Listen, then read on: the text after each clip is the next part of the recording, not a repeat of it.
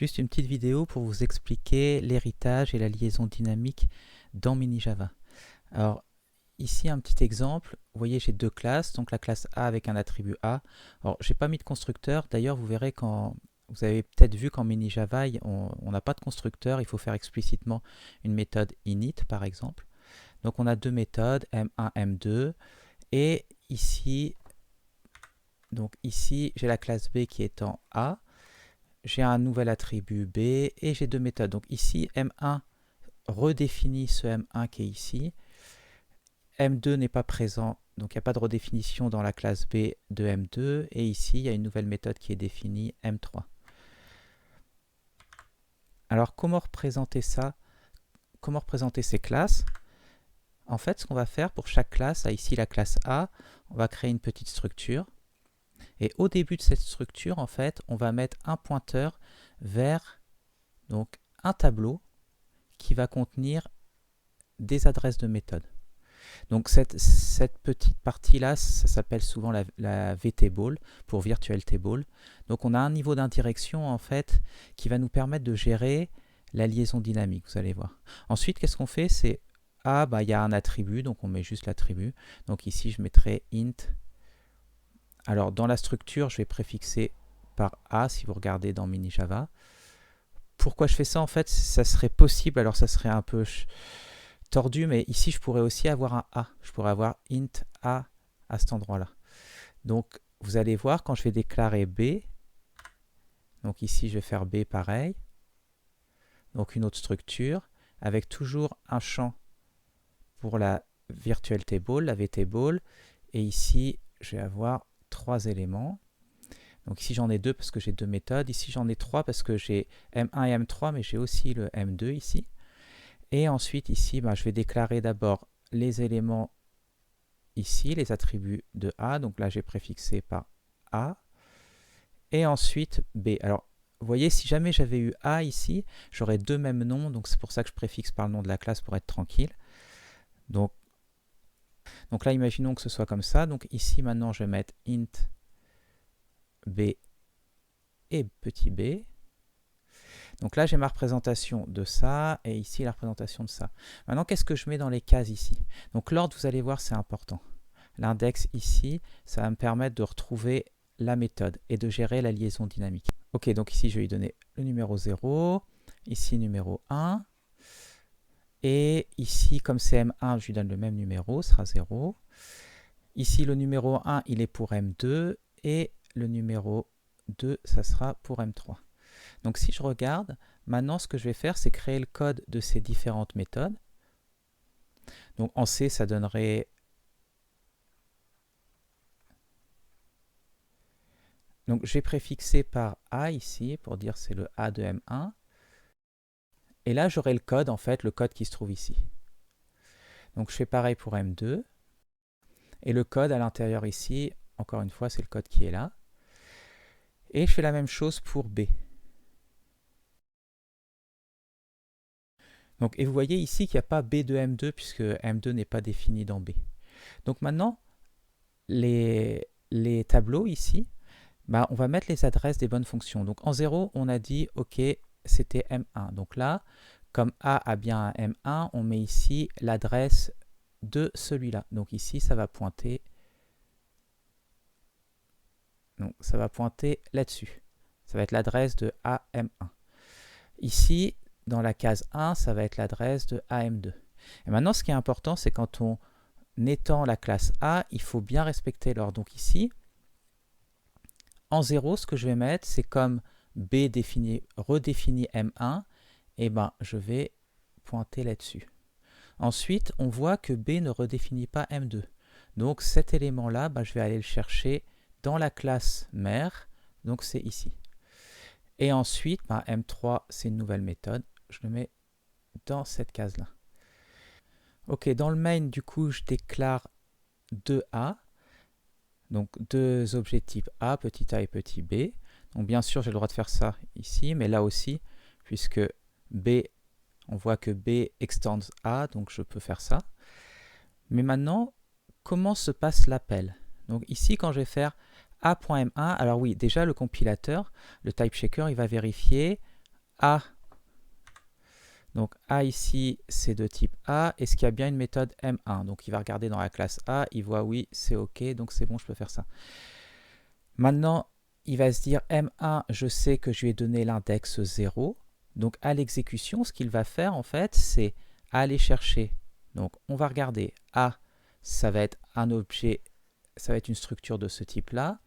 Il va aller chercher la vtable. Donc il pointe là-dessus et il prend l'index 0. Donc il récupère la fonction qui est à l'index 0, donc AM1, et il l'appelle. Maintenant, si on fait pareil, donc avec B, par exemple, on fait B, point, et cette fois-ci, on fait M1. Pareil. Donc si on regarde, le compilo, qu'est-ce qu'il va faire? Déjà, il regarde, ok, là j'ai un B. B, c'est de type A. Est-ce que j'ai bien une méthode M1? Bah, comme tout à l'heure, oui, on la trouve bien ici. À l'exécution, maintenant, il dit ok, je vais chercher, je regarde la structure référencée par B, donc c'est bien celle-là, puisque cette fois-ci j'ai créé un B, ici. Donc j'ai bien instancié une structure B. Ici, j'avais bien instancié une structure A ici, puisque j'avais fait un new A. Donc là, il regarde, il dit ok, B, ça pointe là-dessus. Donc je récupère sa vtable, encore une fois. M1, je sais que c'est à l'index 0. Donc je vais ici. Et cette fois-ci, j'appelle celui-là. Et si plus tard, par exemple, je fais B maintenant égale new A de 10, j'en sais rien.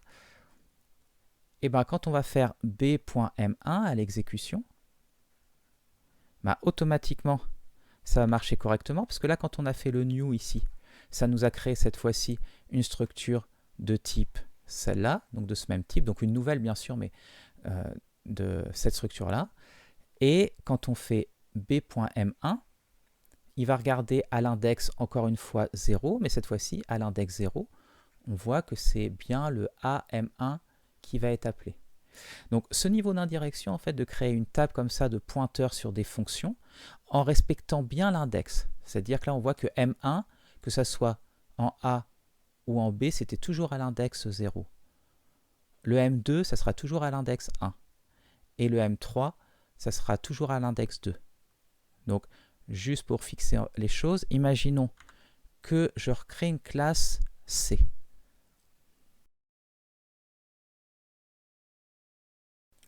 Ok, donc dans cette classe C qui est en B, j'ai rajouté un attribut petit c, et bon, comme je n'avais pas de place, j'ai mis que la méthode M3.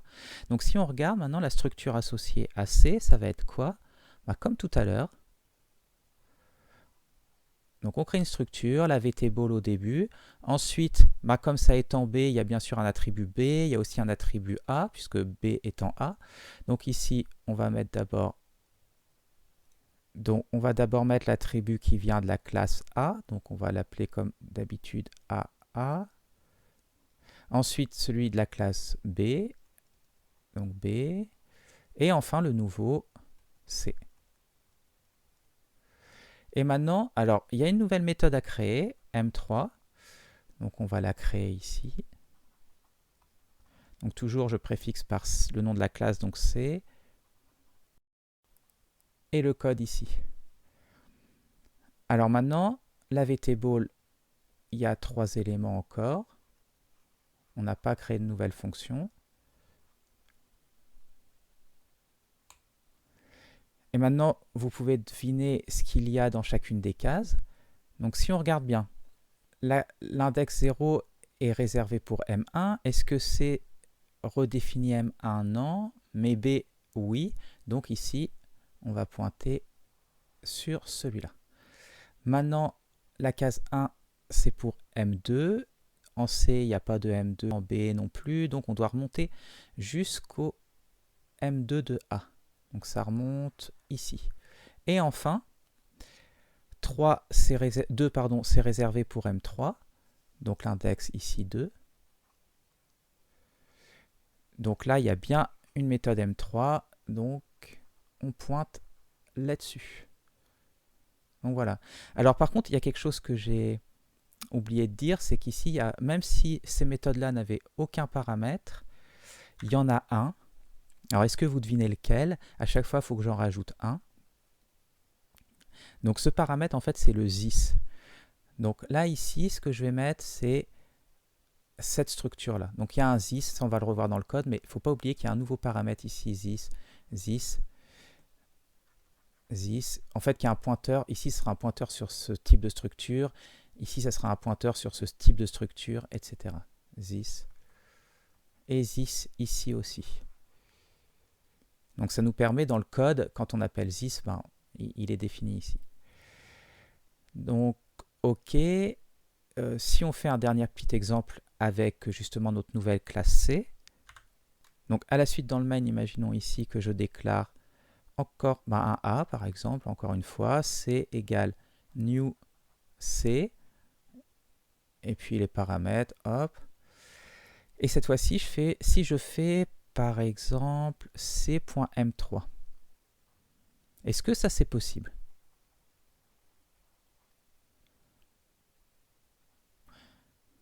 Donc non, en fait ça c'est pas possible. Pourquoi? Parce que le compilo, le type checker, il va regarder C, c'est de type A. Est-ce qu'il y a un M3 dans A? Non. Donc ça c'est une erreur à la compilation. Donc ça c'est pas possible. Maintenant, qu'est-ce que je peux faire par contre? Donc je pourrais dire M2. Donc si on fait C.M2, lui, à l'exécution, il regarde dans la structure qui a été créée ici, donc le C. Donc cette structure qui a été créée là, c'est une de ce type-là. Et il regarde. Dans C, je vais chercher sa virtual table. Je regarde M2 était à l'index 1. Donc je vais chercher ici, et ici, ça pointe sur... on est remonté jusqu'à AM2 en fait ici, puisque il n'y avait pas de M2 redéfini dans B ni dans C.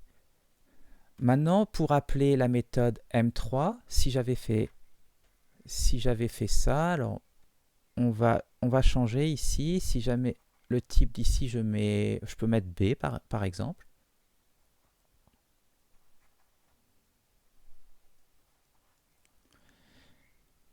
Donc maintenant, quand on crée ici avec ça, c'est toujours ça pointe sur une structure de ce type-là. Par contre, là, le compilateur, lui, il sait que c'est de type B. Donc lui, il vérifie et il se dit, est-ce que B a une méthode M3?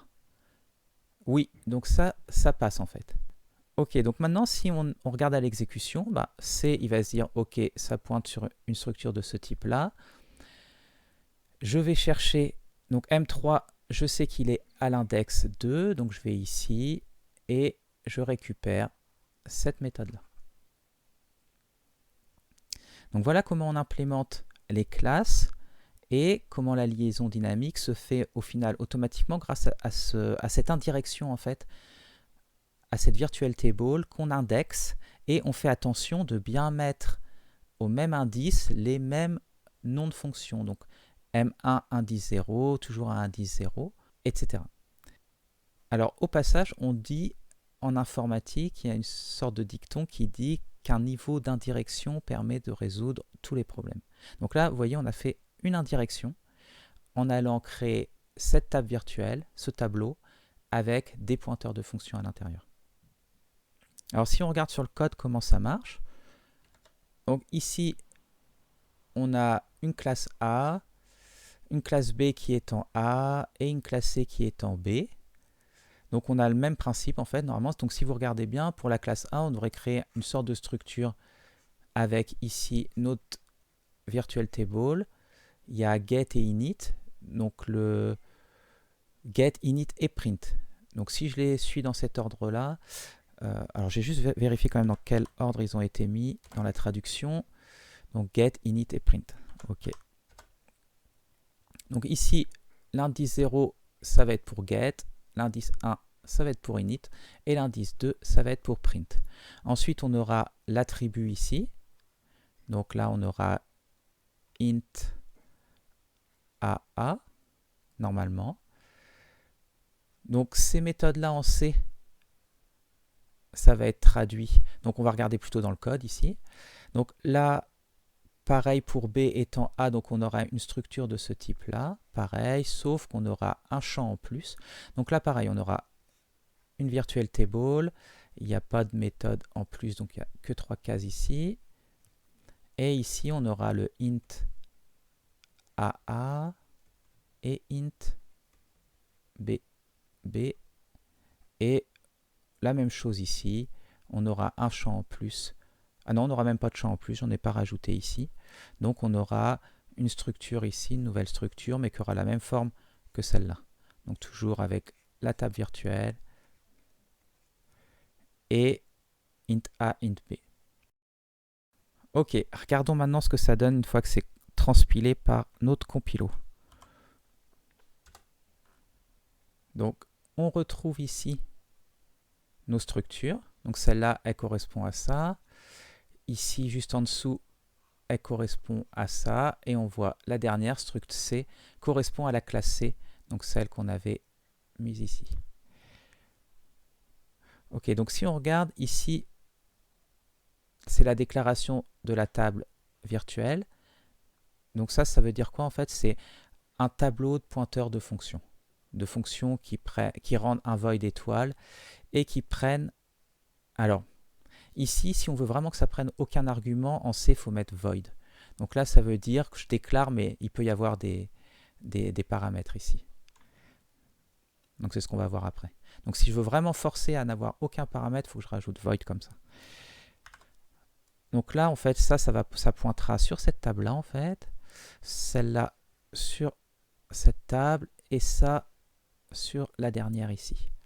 Et donc, si vous regardez bien les indices 0, 1, 2, on voit bien que le get, à chaque fois le get est à l'indice 0, le init est à l'indice 1 et le print est à l'indice 2. Là, ici, on déclare les différentes fonctions. Donc, vous voyez, comme je vous disais, vous avez ici le get de la classe A et un paramètre supplémentaire qui est le this, donc qui est un pointeur sur une structure, donc la structure A, qui représente la classe A. Donc, si vous regardez ici, là, on avait, dans la classe A, on a un get sans paramètre ici. Et maintenant, on se retrouve avec un get, le get du A, qui a un paramètre qui est le this. Et c'est la même chose pour tous les autres. Et si vous regardez bien, du coup, dans la table pour A, le get, c'est celui de A, le init, c'est bien celui de A, et le print aussi, puisque c'est la classe mère A. Mais pour la classe B, alors, si on regarde, qu'est-ce qu'il y avait dans la classe B? Dans la classe B, on avait redéfini le get et le print, mais pas le init. Donc, on voit que get, c'est bien celui de B, print, c'est bien celui de B, et le init, c'est celui de A. Et si on regarde la classe C, elle avait get et print aussi. Donc, ça va être la même chose. On va avoir le get du C, le print du C, et le init du A aussi. Ok, donc si on regarde, alors un petit appel. Ici, par exemple, on est dans le init du A, et ici, on a fait appel, alors si on regarde le code, donc ça va correspondre, alors si on regarde le code, en fait, ça correspond au print. Donc le print, il est à l'index 2 normalement. Donc si on regarde, ok, donc si on regarde ça, on voit bien que ici, on va chercher la virtual table, la case numéro 2, on fait l'appel de fonction, avec les parenthèses là, et on lui passe le this. Donc voilà comment ça marche. Oui, alors on pourrait se demander aussi, quand j'ai une fonction telle que get, à get, donc elle prend en paramètre une structure mais de type A. Et imaginons que dans get, eh ben, j'utilise par exemple l'attribut de A. Donc quelque part par là, je fais un this flèche A. Ok, donc ça c'est bon, mais je peux passer en fait ici un B, puisque comme j'ai B qui hérite de A, je pourrais très bien passer à un B en paramètre. Donc ça veut dire que je pourrais passer un struct B étoile. Est-ce que ça va marcher si je vais passer un struct B étoile? Alors si on regarde, j'ai bien le AA qui est aussi dans B. Donc ça va marcher aussi. Donc on peut passer en fait une sous-classe et les attributs que j'aurais été chercher, ça marche, je peux les chercher aussi à partir de la sous-classe, puisqu'ils sont forcément présents dans la sous-classe. Alors pour être plus précis sur le dernier point, vous remarquez ici, j'ai créé deux structures, la structure A qui représenterait notre classe A par exemple avec l'attribut AA comme on avait vu, ici la structure B pour la classe B avec AA, donc j'imagine ici en fait qu'on a ça comme on avait vu, que B étant A, et ici on rajoute l'attribut BB. Donc une première fonction ici, donc avec en paramètre le this, donc un pointeur sur la structure A, et là je vais juste rendre le premier élément de la structure, enfin cet attribut-là. Ici, la deuxième fonction, presque pareil, j'ai this qui pointe sur une structure B, et je rends le deuxième élément, le deuxième champ, celui-là. Donc juste pour vous montrer à quoi ça correspond quand on traduit ça en assembleur, et en fait ce qui est important ici, c'est pas tant le nom, mais c'est l'ordre en fait des choses. Donc si on regarde, ici on a la traduction de Toto, on a la traduction de Titi. Donc cette ligne-là, qu'est-ce qu'elle fait? Donc je ne sais pas si vous vous rappelez de ça, mais on a une convention d'appel. Donc la convention d'appel, elle nous dit en fait que le premier argument, il va se retrouver dans RDI. Donc ici, le this, là, il est dans le registre RDI. Donc ici, je mets le contenu de RDI à un endroit dans la pile. Donc imaginons que la pile, ce soit ça. Donc imaginons ici, RDI, c'était le this. Donc le this, bon, on va le mettre ici. Et ça pointe en fait sur quelque chose qui est de ce type-là, une structure là, cette structure-là. Donc en fait, ça pointe au début de la structure. Donc le début de la structure, en fait, c'est le premier champ. Donc ensuite, qu'est-ce qu'on fait ici? Donc là, c'est du code qui n'est pas optimisé, donc il y a des choses qui sont faites un peu pour rien, mais on reprend ce this et on le met dans RAX. Et ensuite, ça là, ça prend le contenu de... Pas le contenu de RAX, mais RAX c'est une adresse du coup, et il prend le contenu de ce qui se trouve à l'adresse qui est dans RAX. Bon, c'est peut-être un peu l'embrouille, mais ça veut dire en gros qu'il prend ça. Et ensuite il le met dans EAX. Dans les conventions d'appel, EAX, RAX, c'est le registre qui contient le retour d'une fonction. Donc c'est là où on met le return this flèche AA. Maintenant, si on regarde dans Titi, ici, ça va être le même principe en fait. Donc on va avoir au début dans RDI, il y aura le this qui va mettre à un endroit dans la pile, donc ici. Donc this c'est l'adresse d'une structure. Donc ça pointera sur la structure B. Donc on va le faire pointer ici. Donc au début en fait. Donc maintenant si vous regardez, il remet dans RAX quoi?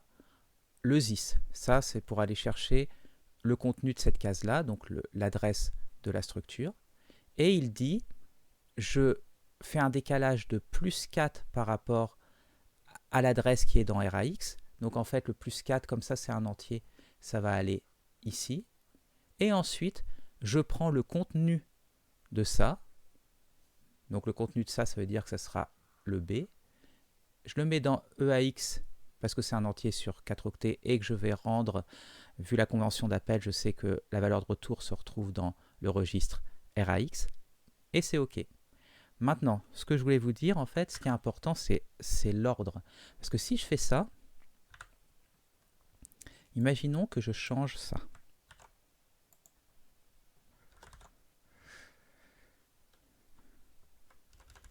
Donc, il a recompilé. Donc, tout se passe bien. Donc, il a recompilé. Tout se passe bien. Mais là, regardez. Donc, ici, j'appelle B. Mais si on regarde dans le code de Titi maintenant, il va plus aller chercher le deuxième ici, mais il va bien aller chercher celui-là. Non, là c'est nul. Alors on reprend.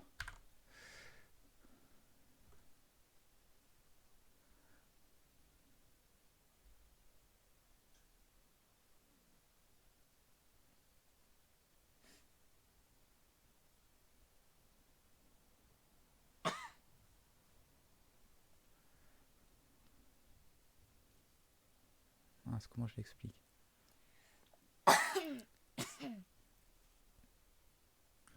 Ok, donc maintenant, si vous regardez dans la structure B ici, j'ai inversé les deux noms là. Et quand je vais faire ça dans Titi, il va aller chercher cette fois-ci, on voit la différence par rapport à tout à l'heure, il n'y a plus le plus 4 ici. Donc il va bien chercher le premier élément là. Le problème, si je fais ça maintenant, si ma structure B, je l'avais écrite comme ça, est-ce que vous voyez le problème ici? Qu'est-ce que ça va faire ça? Donc si on regarde le code de Toto, je peux passer bien sûr aux is comme j'ai fait ici, si vous regardez bien dans Toto là. J'ai créé d'abord un B, un new B, donc j'ai fait un malloc de cette structure B, donc je l'ai mis dans A, et j'appelle Toto avec ça. Donc ça veut dire que dans B maintenant, vu que j'ai inversé les deux là, le B, donc celui-là, il est tout au début de la structure. Le A est en deuxième position. Donc ça, c'est mon B tel que je l'ai écrit là-haut. D'ailleurs, on peut s'en rendre compte si on regarde Titi.